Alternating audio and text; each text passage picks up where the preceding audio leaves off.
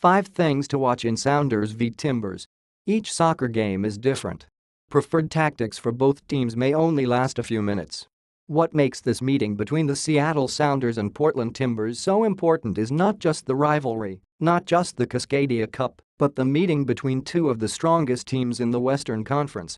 Though they are weakened by injury and absence, it will be a solid display of soccer. This is what you want to watch for while watching.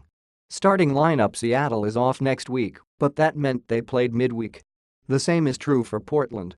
Brian Schmetzer also has, even without Brad Evans and Joevin Jones, 13 starting quality players.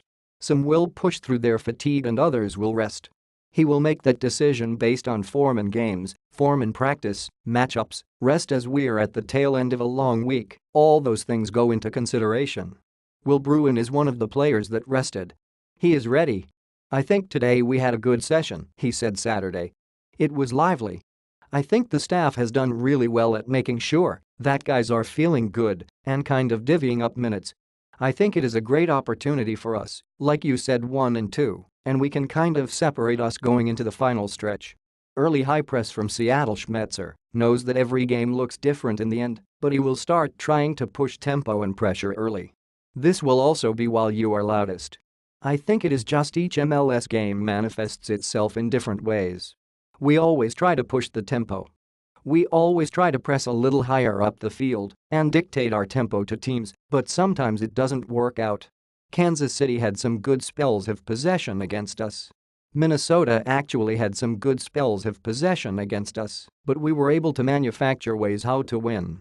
If I'm looking at the Vancouver game, it was the opposite. They dropped off and we were able to sustain a lot of possession.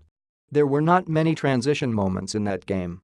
Each game is different, but we always try to be consistent with the way we start the game, and then the players are smart enough to make those little changes based on nuances of the game. Set-piece success: Portland fouls a lot. They do this to control the game, but threatening goal can reduce that foul rate. Scoring does that and gets a goal on the board. Seattle has 2 quality direct kick takers now, Clint Dempsey and Victor Rodriguez. Look for Nicholas Ladero and Christian Roldan to share indirect and corner kick duties. This potent part of the Sounders' attack will be on display today because the Timbers under Caleb Porter cannot help but foul. Defending Valeri: Diego Valeri should be on the short list as an MVP candidate. He contributes to every aspect of the Timbers' success. Schmetzer credits his defense first. "Let's start at the back.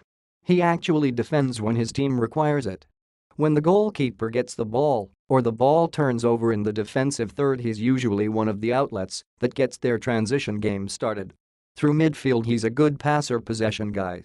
Then this year, up front, he's been lights out as far as some of the goals he's scored. He's had a really good year. He's a tremendous player, and it will take a joint effort by a lot of people to slow him down." Torres v slashing forwards: Fernando Adi is among Portland players that is absent due to injury. Maddox is different than Adi. Jordan is different than Will. They just change. They've trained with each other all year. Maddox: Adi is just a classic number 9 versus a slasher. Both good players. Both present different problems. But we've prepared for both, Schmetzer said after Saturday's practice. Slashing-type forwards have caused some trouble for Roman Torres. He needs to control those runs with his massive frame because Valeri and Darlington Nag can thread the ball if Aaron Maddox or Jeremy Ebibas get free.